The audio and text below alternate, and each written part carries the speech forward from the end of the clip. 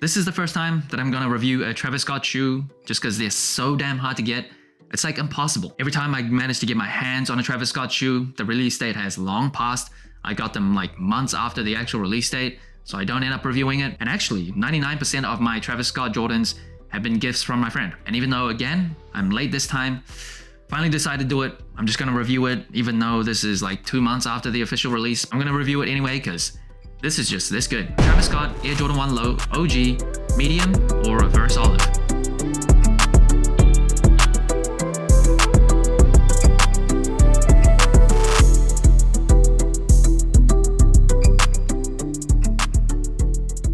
Now this shoe first dropped all the way back on September 28th for $150.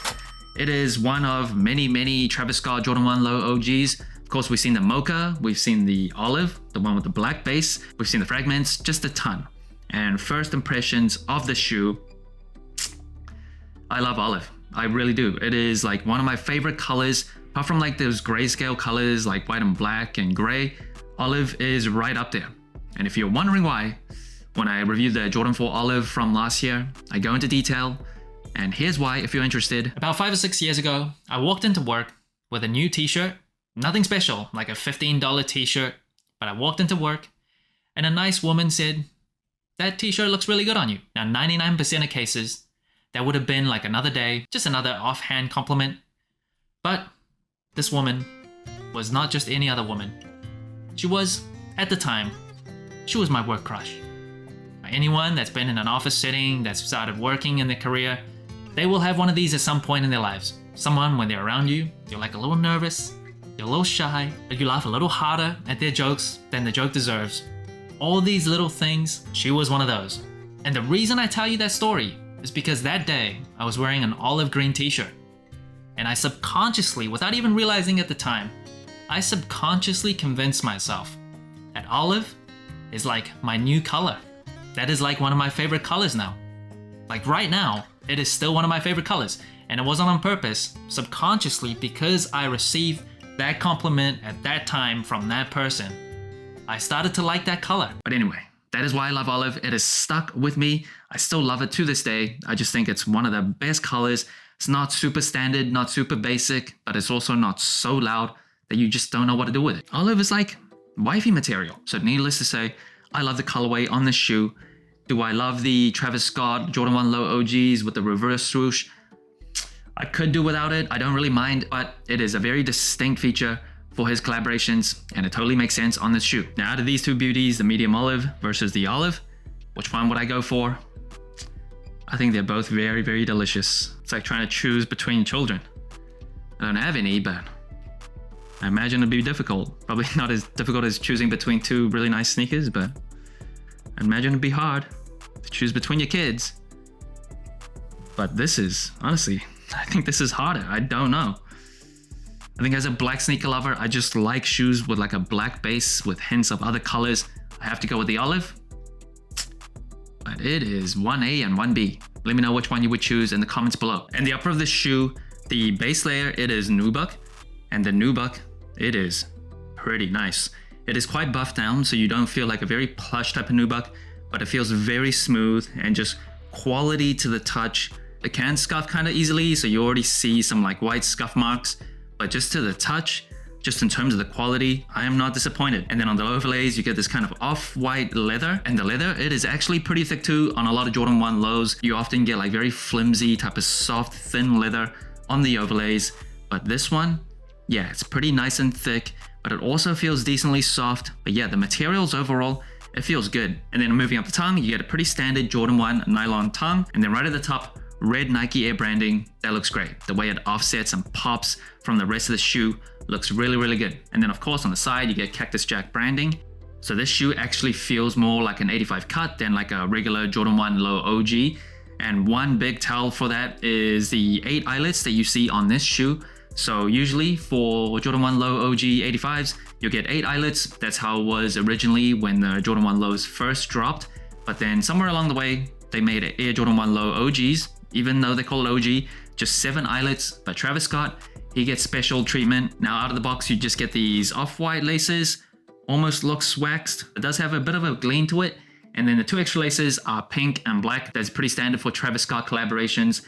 Out of the 3 colors, I think I probably do prefer, ooh, those pink laces are nice when you're like going for a more bold and adventurous look.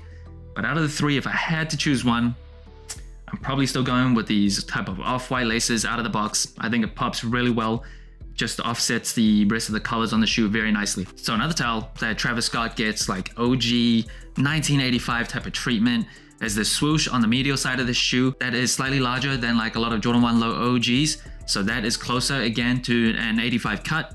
And of course on the medial side, you also get Cactus Jack branding behind the swoosh. And then from a bird's eye view, you do see the toe box of the shoe is slightly different. So it looks a little wider, a little more round in the toe box.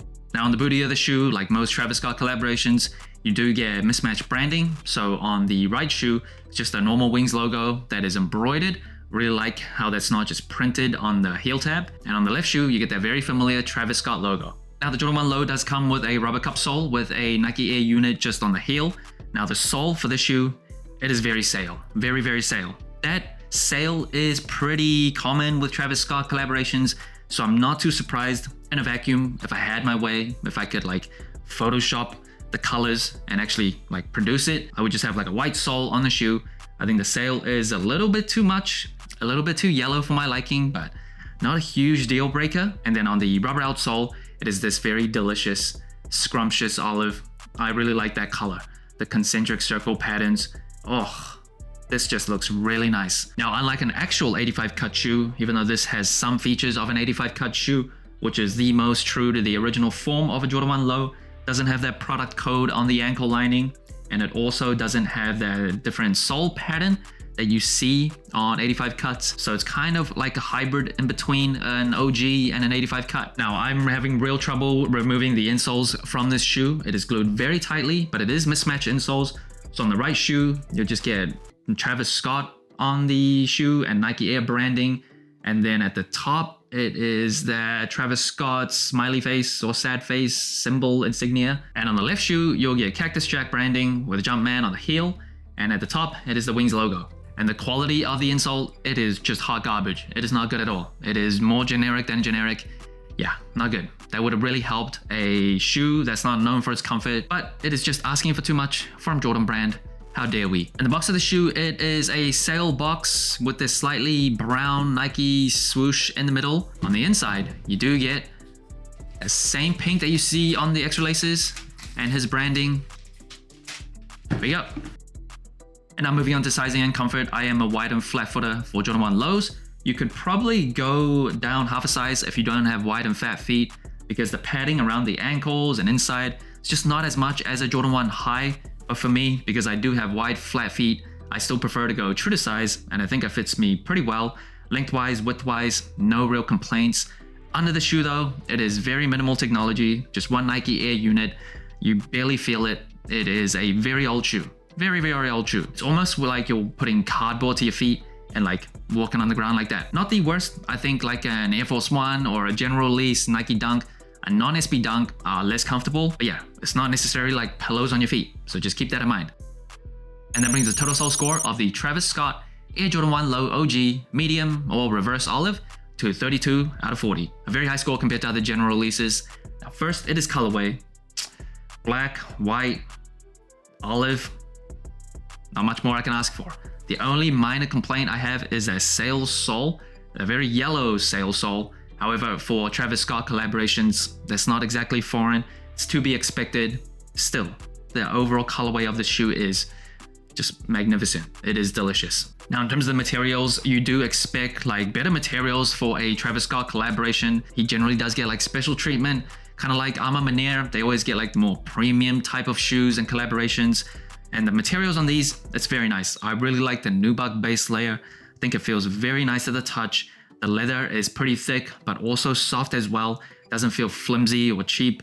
Overall, I'm very satisfied with the materials on this shoe. And in terms of the comfort of the Jordan 1 Lows, yeah, that's probably the biggest weakness of this shoe. It is very old. Can't expect the most comfortable shoe for a shoe that's that old. You just cannot, unless they do like a Pro Tro with updated technology, kind of like the Comfort Jordans. Those have like Formula 23 foam and the Comfort 2s. That's a very comfortable shoe, but this more true to the OG, true to the original form, true to the original technology. For walking around a few hours here and there, no problem. All day though, it really does start to hurt your feet. And in terms of the versatility of this shoe, I think the Jordan 1 lows are arguably more versatile than like a Jordan 1 high. I think people that don't really care about sneakers and they're just shopping, I think they would say a low cut shoe is more easy to wear than a high cut shoe. And the Jordan 1 low silhouette overall is just super timeless and classic. Very, very easy to wear. In terms of the wearability of the colorway, olive is the only kind of out there color on this shoe, but it's not that out there. This kind of deeper, darker olive green is just so versatile. Yeah, I don't think anyone's gonna complain about this type of green being like too wild. So put all these colors together, I think it's very, very versatile. Maybe if it was just like an all white sneaker with hints of olive, that might be a little bit more wearable, but overall, whew, how can you go wrong? Now I was gonna categorize this as a collaboration and it would have a storytelling metric in here. However, I think at this point, a Travis 1 Jordan shoe is basically just a Jordan release. I feel like he's so synonymous with Jordan brand nowadays, especially on this silhouette. I think categorizing it as a general release for my soul score is probably the most appropriate. Even though there has just been some powerhouse, scrumptious Travis Scott Jordan 1 Low OG colorways, honestly, most of them are super, super nice. I do wish Jordan brand would stick to their word from like last year, or rumors anyway, that they would focus on the Jumpman Jacks, because I actually think that silhouette is very, very nice. Obviously has that Air Trainer 1 inspiration, a shoe that I think is wildly underrated. So I do wish they focus, at least going forward in 2025, on the Jumpman Jacks.